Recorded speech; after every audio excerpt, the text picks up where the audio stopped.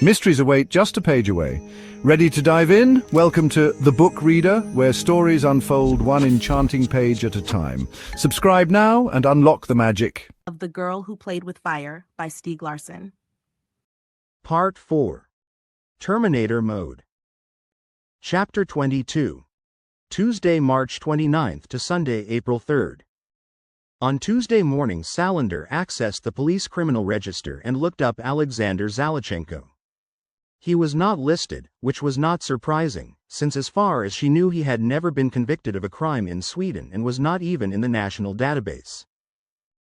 When she had accessed the criminal register, she used the identity of Superintendent Douglas Skield of the Malmö police. She got a mild shock when her computer suddenly pinged and an icon in the menu toolbar started blinking to signal that someone was looking for her in the ICQ chat program. Her first impulse was to pull the plug and shut down. Then she thought about it. Skield had not had the ICQ program on his machine. Very few older people did. Which meant that someone was looking for her, and there were not many alternatives to choose from. She clicked on ICQ and typed the words. Less than what do you want, plague? Less than wasp. You're hard to find. Don't you ever check your mail? Less than how'd you find me? Less than Skield. I've got the same list. I assumed you'd be using one of the identities with the highest authorization. Greater than. Less than what do you want? Less than who is this Zalachenko you did the search on? Less than MYOB. Greater than. Less than mind your own business. Greater than. Less than what's happening. Less than foe. Plague. Greater than. Less than I thought I had a social handicap, as you call it. If I believed the papers, I'd seem totally normal compared to you. Greater than. Less than fuck you too. Need help? Salander hesitated. First Blomkvist and now Plague. Was there no end to all the people coming to her rescue? The problem with Plague was that he was a 350-pound recluse who communicated almost exclusively via the internet and made Salander look like a miracle of social skills. When she didn't answer, Plague typed another line. Less than still there? Do you need help getting out of the country? Less than number. Greater than. Less than why did you shoot them? Less than piss off. Greater than. Less than do you intend to shoot more people, and if so do I have to worry? I'm probably the only one who can track you. Greater than. Less than mind your own business and you don't have to worry. Greater than. Less than I'm not worried. Look for me on Hotmail if you need anything. Weapon? New passport? Less than you're a sociopath. Greater than. Less than compared to you mean? Lisbeth disconnected from ICQ and sat down on the sofa to think. 10 minutes later she sent an email to Plague's Hotmail address. Prosecutor Richard Ekstrom, leader of the preliminary investigation, lives in Täby. He's married with 2 children and has a broadband connection to his house. I need access to his laptop or home computer. I need to read him in real time. Hostile takeover with mirrored hard drive.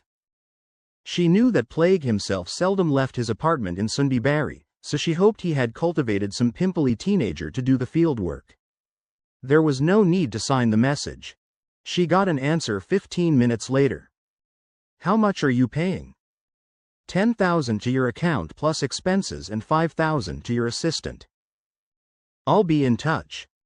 On Thursday morning she had one email from Plague containing an FTP address. Salander was amazed. She had not expected a result for at least 2 weeks. Doing a hostile takeover, even with Plague's brilliant program and his specially designed hardware, was a laborious process that required slipping bits of information into a computer 1 kilobyte at a time until a simple piece of software had been created. How rapidly it could be done depended on how often Ekstrom used his computer, and then it should normally take another few days to transfer all the data to a mirrored hard drive. 48 hours was not merely exceptional, it was theoretically impossible. Salander was impressed. She pinged his ICQ.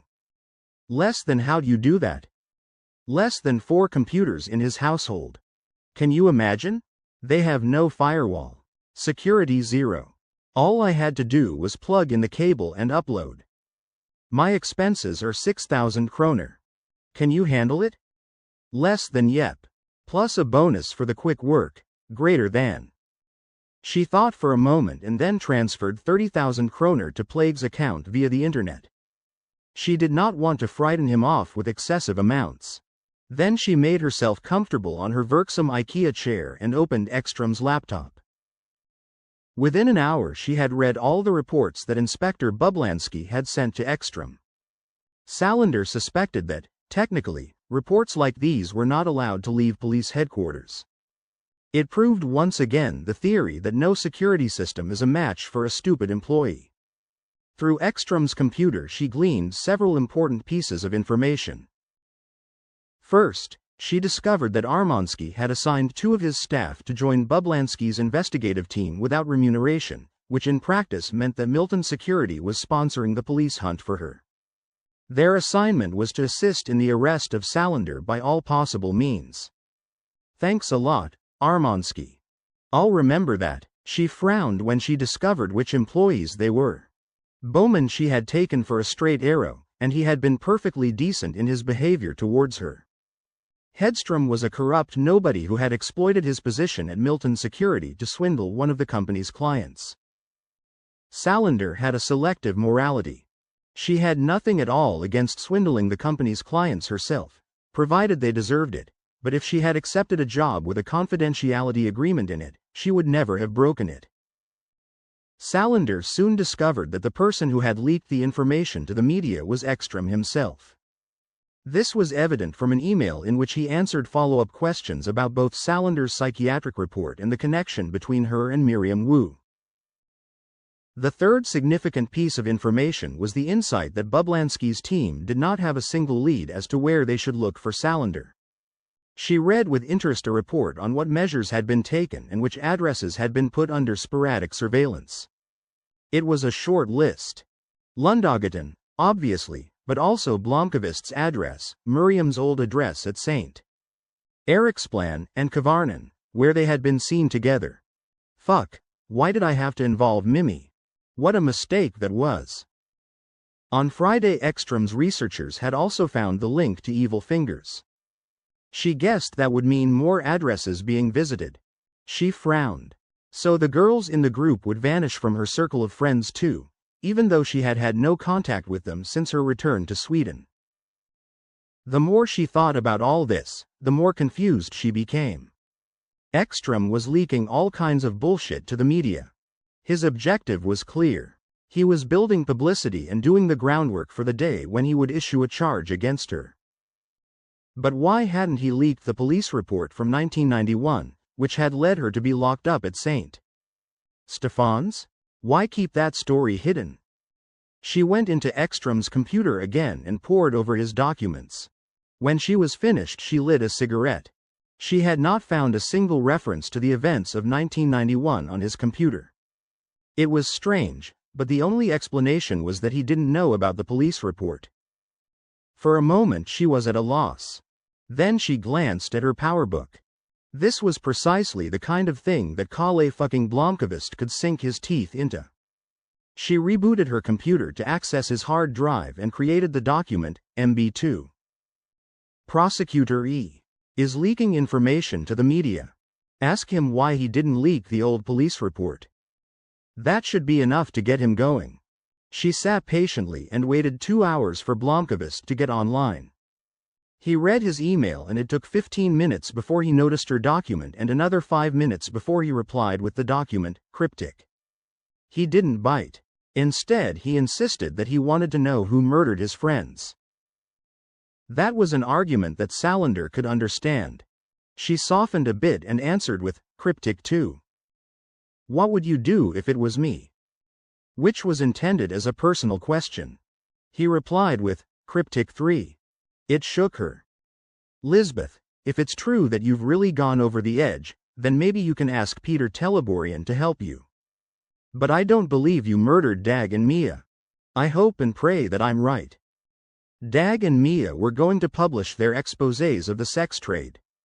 My theory is that could have been the reason for the murders. But I have nothing to go on. I don't know what went wrong between us, but you and I discussed friendship once. I said that friendship is built on two things, respect and trust. Even if you don't like me, you can still depend on me and trust me. I've never shared your secrets with anyone. Not even what happened to Wennerstrom's billions. Trust me. I'm not your enemy. M. Blomkvist's reference to Teleborian at first made her furious. Then she realized that he was not trying to start a fight. He had no idea who Teleborian was and had probably only seen him on TV, where he came across as a responsible, internationally respected expert. But what really shook her was the reference to Wennerstrom's billions. She had no idea how he had wormed out that information. She was absolutely certain that she had made no mistakes and that nobody in the world could know what she had done. She read the letter over several times. The reference to friendship made her uncomfortable. She didn't know how to respond to it. A short time later she created Cryptic 4. I'll think about it. She disconnected and went to her window seat. Salander had exhausted her supply of Billy's pan pizza as well as the last crumb of bread and rind of cheese. For the last 3 days she had survived on a packet of instant oats that she had bought on impulse with the vague idea that she ought to eat more nourishing food. She discovered that half a cup of oats with a few raisins and a cup of water turned into an edible portion of hot cereal after a minute in the microwave. It was not only the lack of food that got her on the move. She had someone to look after. Unfortunately, that was not something she could do while holed up in her apartment. She went to her wardrobe and took out the blonde wig and Irene Nesser's Norwegian passport. Fröken Nesser did exist in real life. She was similar in appearance to Salander and she had lost her passport 3 years earlier. It came to be in Salander's hands thanks to plague, and she had used Nesser's identity when necessary for almost 18 months. Salander took the ring out of her eyebrow and put on makeup at the bathroom mirror. She dressed in dark jeans, a warm brown sweater with yellow trim, and walking boots with heels. She took out a mace canister from her small supply. She also found her taser, which she hadn't touched in a year, and plugged it in to charge. She put a change of clothes in a shoulder bag. And at 11 o'clock on Friday night, 9 days after the murders, Salander left her apartment in Mosebach. She walked to McDonald's on Hornsgaden. It was less likely that any of her former colleagues from Milton Security would run into her there than at the one near Slussen or at Medborgerplatsen. She ate a Big Mac and drank a large Coke. Then she took the number 4 bus across Vasterbron to St.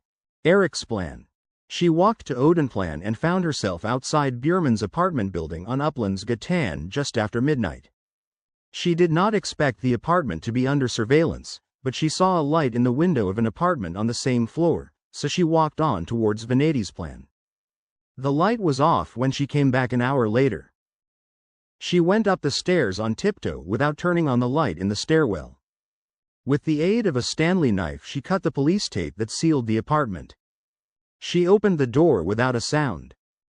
She turned on the hall lamp, which she knew could not be seen from the outside, and switched on a pen torch to light her way to the bedroom. The Venetian blinds were closed. She played the beam of light over the bloodstained bed. She recalled that she had been very close to dying in that bed and suddenly had a feeling of deep satisfaction that Bjurman was forever out of her life. The reason for her visit to the crime scene was to get 2 pieces of information. First, she didn't understand the connection between Bjurman and Zala. She was convinced there had to be one, but she hadn't been able to find it from anything she found in Bjurman's computer. Second was an inconsistency that kept gnawing at her. During her nighttime visit a few weeks earlier she noticed that Bjurman had taken documentation about her out of the file box where he kept all his guardianship material. The pages that were missing were part of his brief from the agency which summarized Salander's psychological state in the most concise terms. Bjurman no longer had any need of these pages, and it was possible that he had cleared out the file and thrown them away. On the other hand, lawyers never throw away documents relating to an unfinished case. And yet these papers had once been in the file box relating to her, and she had not found them in his desk or anywhere near it. She saw that the police had removed the files that dealt with her case, as well as some others. She spent more than 2 hours searching every inch of the apartment in case the police had missed anything, but eventually she came to the conclusion that they had not. In the kitchen she found a drawer which contained various keys. Car keys, as well as a general key to the building and a padlock key. She quietly went up to the attic floor, where she tried all the padlocks until she found Bjurman's storage unit. In it was some furniture, as well as a wardrobe full of old clothes, skis, a car battery, cardboard boxes of books, and some other junk. She discovered nothing of interest, so she went back downstairs and used the general key to get into the garage. She worked out which was his Mercedes, but a brief search turned up nothing of value there either. She did not bother to go to his office. She had been there only a few weeks earlier, around the time of her previous visit to his apartment, and she knew that for the past 2 years he had hardly used it. Salander returned to Bjurman's apartment and sat on his living room sofa to think. After a few minutes she got up and went back to the key drawer in the kitchen. She studied the keys one by one. One set belonged to front door and deadbolt locks, but another key was rusty and old-fashioned. She frowned. Then she raised her eyes to a shelf above the kitchen counter, where Bjurman had put about 20 seed packets, seeds for an herb garden. He has a summer cabin. Or an allotment somewhere. That's what I missed. It took her 3 minutes to locate a receipt, 6 years old, in Bjurman's account book showing that he had paid for work on his driveway, and it took another minute to find an insurance policy for a property near Stallerholmen outside Marieford. At 5 o'clock in the morning she stopped at the 24-hour 7-Eleven at the top of Hantverkergaden up by Fridhemsplan. She bought an armful of Billy's pan pizzas, some milk, bread, cheese, and other staples. She also bought a morning paper with a headline that fascinated her. Wanted woman fled country? This particular paper did not, for some reason, name her. She was referred to instead as the 26-year-old woman. The article stated that a source within the police claimed that she might have escaped abroad and could now be in Berlin. The police had apparently received a tip that she had been seen in Kreuzberg at an anarcho-feminist club, described as a hangout for young people associated with everything from terrorism to anti-globalization and Satanism. She took the number 4 bus back to Sodermalm, where she got off at Rosenlandsgaten and walked home to Mosbach. She made coffee and had a sandwich before she went to bed. She slept until late in the afternoon. When she woke she took stock and decided that it was high time she changed the sheets. She spent the evening cleaning her apartment. She took out the trash and collected newspapers in 2 plastic bags and put them in a closet in the stairwell. She washed a load of underwear and t-shirts and then a load of jeans. She filled the dishwasher and turned it on. Then she vacuumed and mopped the floor. It was 9 o'clock p.m. and she was drenched with sweat.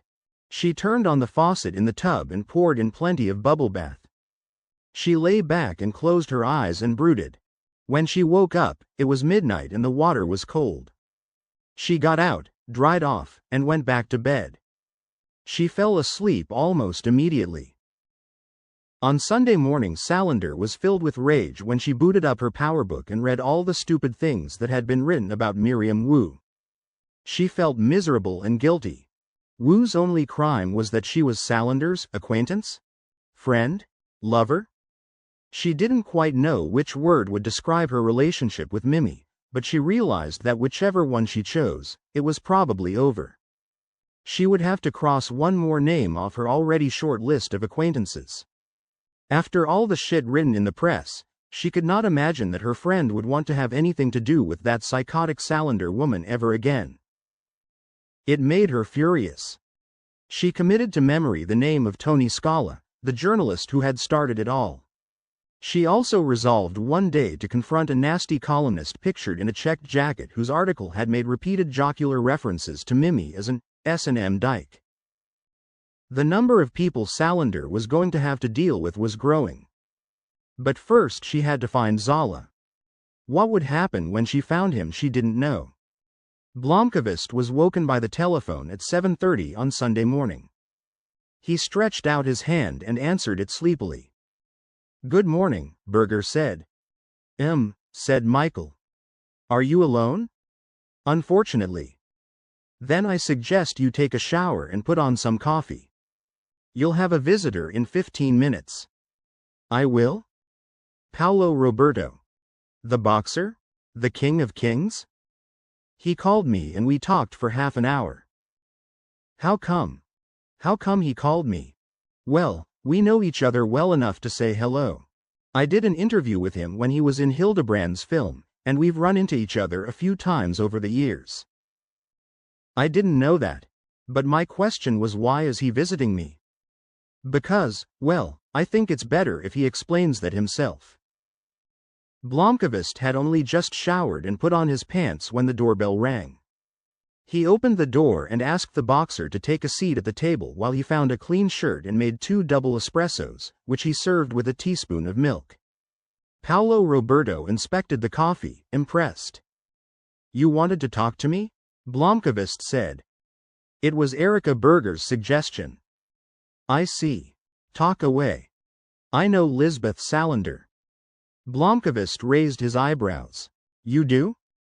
I was a little surprised when Erika told me that you knew her too. I think perhaps it would be better if you started at the beginning. Okay. Here's the deal. I came home the day before yesterday after a month in New York and found Lisbeth's face on every fucking newspaper in town. The papers are writing a load of fucking crap about her. And not one of those fuckers seems to have a good word to say. You got 3 fucks into that outburst. Paolo Roberto laughed. Sorry. But I'm really pissed off. In fact, I called Erika because I needed to talk and didn't really know who else to call. Since that journalist in Enskede worked for Millennium and since I happen to know Erika, I called her. So? Even if Salander went completely off her rocker and did everything the police are claiming she did, she has to be given a sporting chance. We do happen to have the rule of law in this country, and nobody should be condemned without their day in court. I believe that too. That's what I understood from Erika. When I called her I thought that you guys at Millennium were after her scalp too, considering that the Svensson guy was writing for you. But Erika said you thought she was innocent. I know Lisbeth. I can't see her as a deranged killer. Paolo Roberto laughed out loud. She's one fucking freaky chick. But she's one of the good ones. I like her. How do you know her? I've boxed with Salander since she was 17. Blomkvist closed his eyes for 10 seconds before he opened them and looked at the boxing champ. Salander was, as always, full of surprises. Of course. Lisbeth Salander boxes with Paolo Roberto. You're in the same division. I'm not joking. I believe you. She told me once that she used to spar with the boys at some boxing club. Let me tell you how it happened.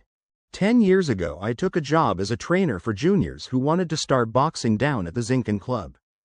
I was already established, and the club's junior leader thought I'd be a big draw, so I'd come in afternoons and spar with the guys. As it turned out, I stayed the whole summer and part of the autumn too. They ran a campaign and put up posters and all that, trying to lure the local kids. And it did attract a lot of 15 and 16-year-olds and some a few years older too. Quite a few immigrant kids. Boxing is a great alternative to running around town and raising hell.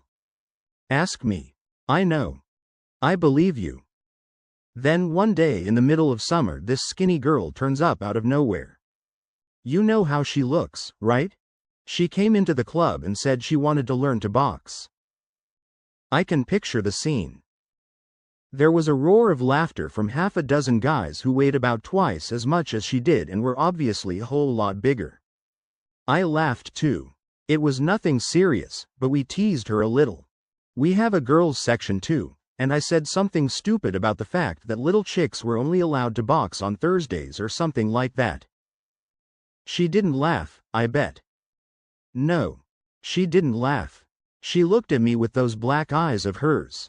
Then she reached for a pair of boxing gloves that somebody had left lying around. They weren't tied up or anything and they were way too big for her. But we weren't laughing anymore. You know what I mean? This doesn't sound good. Paolo Roberto laughed again. Since I was the instructor, I went up and pretended to jab at her, for make-believe. Oh. Right. All of a sudden she whipped out a punch that caught me smack above my mouth. I was just clowning with her and was totally unprepared. She got in 2 or 3 punches before I even began to block them.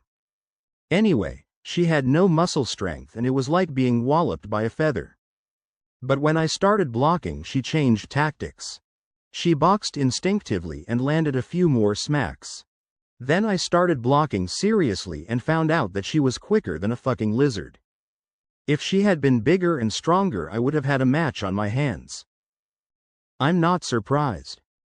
And then she switched tactics again and whacked me a good one right in the balls. I felt that one. Blomkvist winced. Then I jabbed back and got her in the face. I mean, it wasn't a hard punch or anything, just a pop. Then she kicked me in the shin. Anyway, it was totally freaky.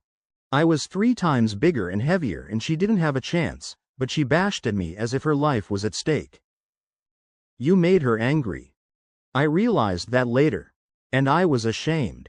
I mean, we had put up posters and tried to draw in young people, and here she came and asked quite seriously to learn to box, and ran up against a gang of guys who just stood there and made fun of her.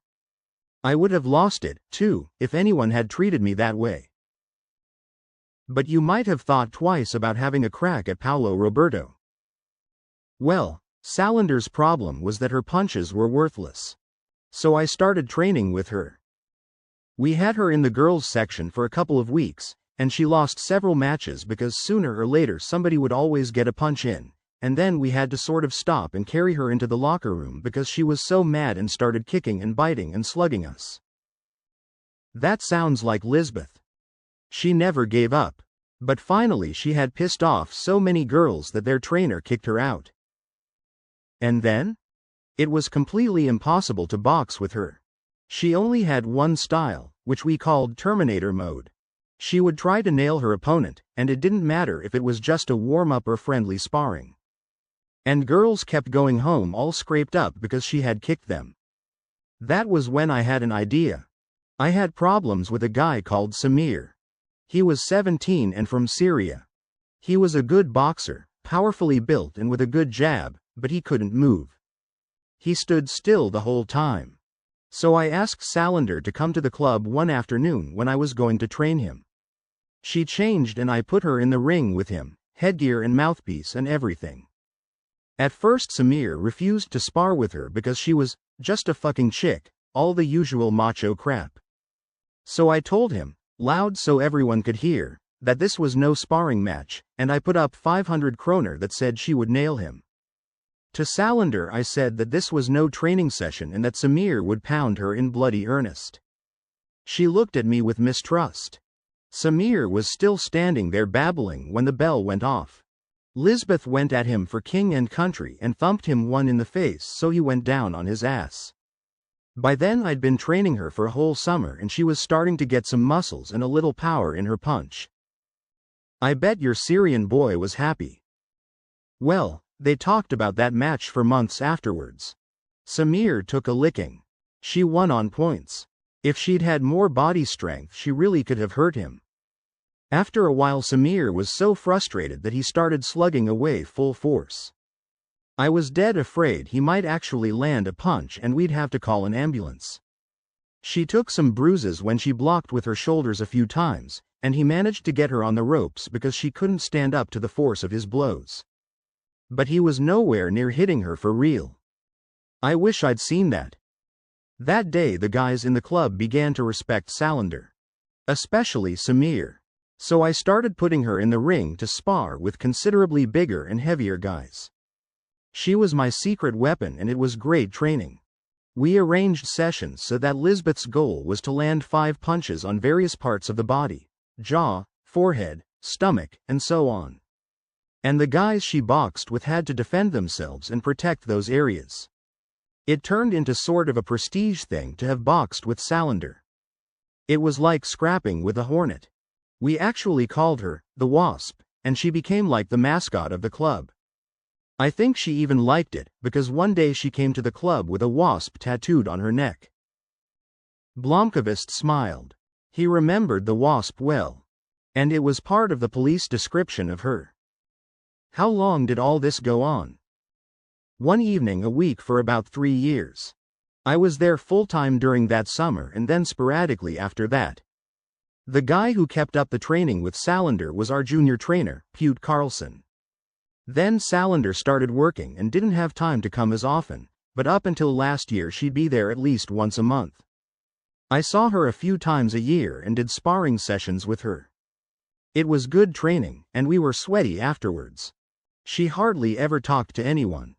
When there was no sparring, she would work the heavy bag intensely for 2 hours, as if it were her mortal enemy. And that marks the end of the current chapter. Thank you for listening to The Book Reader.